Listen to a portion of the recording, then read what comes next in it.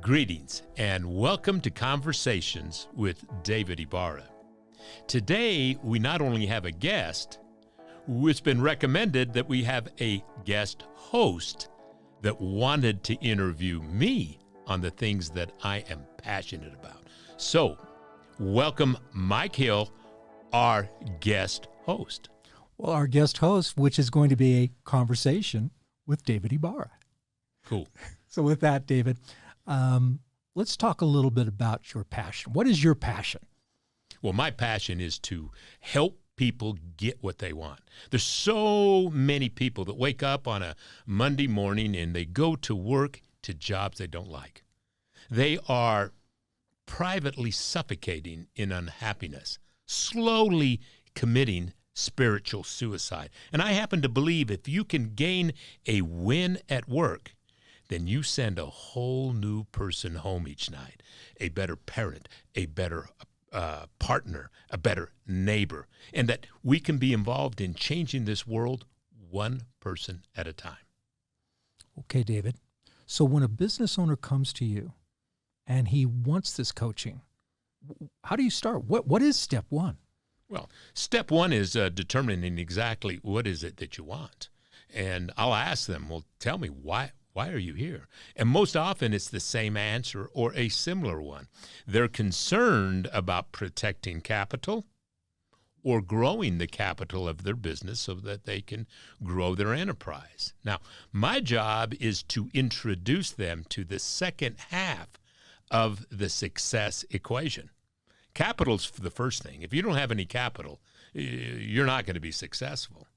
But the second part that is equally as important is you better be willing to understand that talent is equal to capital, and the only way you're going to grow your business and protect your capital is through the development of talent. And what that means is people. So you have got to become a people person real quick. And frankly, if the individual business owner can't put their arms around that, well then, we're not the company of choice that should be helping them. So when you do decide that you've met with this business leader, that you've talked to them about the importance of talent and capital, and they understand that, what is step two? Where do we go from there? Well, first of all, we determine what it is that you want. Is it an increase in sales? Is it the better development of people? What is it you want? So we put it into a purpose statement, followed by what skills are you going to need to achieve it, followed by what actions are you going to have to put into motion repetitively with faith that it'll achieve your desired end result. And then, teaching a readiness level that you get geared up to rev your engine, the brain model engine of how your brain works, so that you can move yourself into a positive state of mind and execute those actions with meaning so you can achieve your end. Now, with that being said, it first starts off with some very basics. And that's to look at the business and to see where the deficiency is and to help them develop a process and then to coach them. Coaching is much different than mentoring. To coach someone, you're teaching them how to perform an action with enthusiasm to give the entity a personality, a theme. So coaching is teaching the fundamentals. And I believe it's phase one of the journey to success. It's called controlled success. What does that mean? That means the individuals have to know why we're doing it. And they've got to invite me or one of our coaches to come in and assist them control some of the actions that they do by giving them some accountability so that they can have the stick-to-itiveness to master the action. Once they get to that step and they understand that and implement that, then where does it go? Well, the next stage of success in the success journey is then entering the rhythm of success. Now, once you've had controlled success, meaning you know how to do it, it at first may feel a little clumsy. But after you've done it weeks, months, then all of a sudden you feel yourself getting into a rhythm. And when you enter the rhythm of success, you're enjoying the action, and you need less controlled assistance and accountability because you know and you're in that rhythm. When you've entered the rhythm of success, and you've done that rhythm for hundreds and hundreds of days, then you move into stage 3. And stage 3 is entered to you ascend, you become enlightened, and you enter the habit of success. What does that mean? You do it without thinking about it. It is part of your DNA. Now, that's when you become a non-drifter. A non-drifter is a goal setter and score keeper. They don't work for income. They work to win. They work to dominate their markets, and they understand what it means to have a specialized talent team. They cannot do it alone. You need to have a team of people that believe what you believe and participate in putting their minds together, because when they do and they work in harmony, they enter something called the genius zone. There's no such thing as a genius by themselves. It's a collective group, and you can do great things like Disneyland did, like where I came from, Bob Farrell and Farrell's Ice Cream Parlor was able to achieve. Like we look at Chick-fil-A. Chick-fil-A that almost doubles the sales of a McDonald's on 6 days of the week rather than 7 days of the week. And what is their process? They will outcare every single interaction with their guests. They outcare. One of the complaints that cities have about Chick-fil-A is they have an overflow of people waiting to get their takeout food, and they drift into the street, causing traffic jams. And this was occurring during the pandemic. That is the genius zone. That is the ascending to the habit of success. It's part of your DNA. And that's our ultimate win, is to have somebody in charge of their own thought, in charge of their own destiny. And frankly, they don't need us to be their coach anymore. But we have an expectation of them, though. And that expectation is of them, and we tell them from the very start, they got to be somebody else's coach. Talk to us about that, David, how they could move that on and become that coach to the next person. Well, when I was a youngster and 18 years old, I was lucky enough to have a job which I thought was going to be the most insignificant job in the world, a dishwasher at Farrell's Ice Cream Parlor restaurant. But then I met Robert E. Farrell, the owner.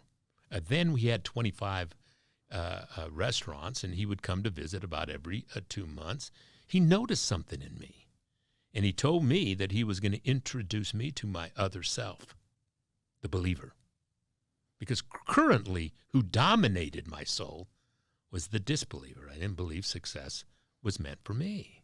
He became my coach, teaching me the processes of Farrell's, and that Farrell's big idea was to have someone come in and celebrate an event, a birthday, an anniversary, somebody going to the service, returning from the service, whatever it was, and leave with a smile and a little dose of happy-itis. That was our job.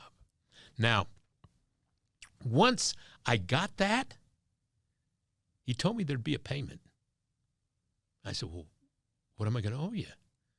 He says, you have to teach this to others for the rest of your life.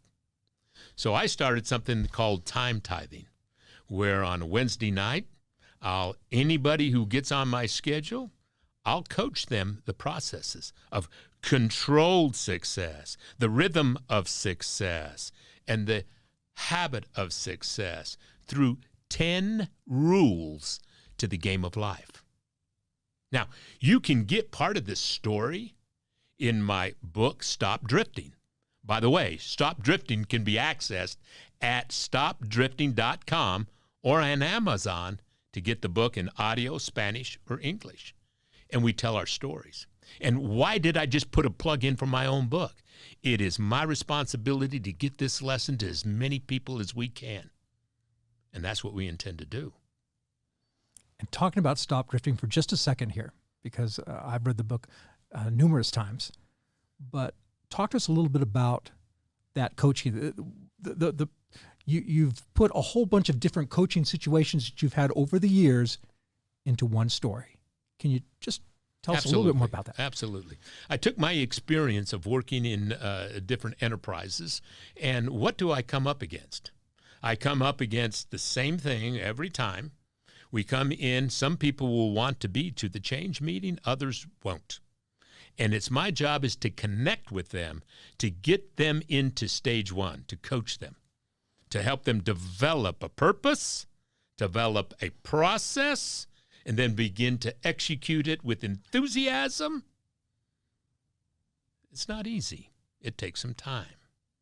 But we go ahead and share in Stop Drifting a story, it's a fiction story, and it's what has happened most often, and we took those experiences and turned them into an exchange between two fictional business owners, Tom Stanley, who was a drifter, just getting through the day, the week, and the month, hoping that he'd be successful someday, and a Daniel Santos that was a goal setter and scorekeeper and couldn't wait for the day to start.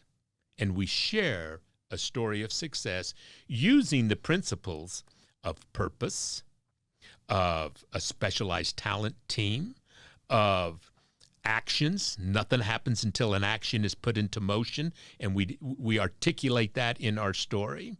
And that if that action is done with faith, you're going to have good reaction to your action. We talk about the readiness level and why is it important, and we talk about extra mile, personal initiative, self-discipline, controlled enthusiasm, controlled attention, accurate thought, and entering this seventh gear, which we in our story we talk about, which is creativity.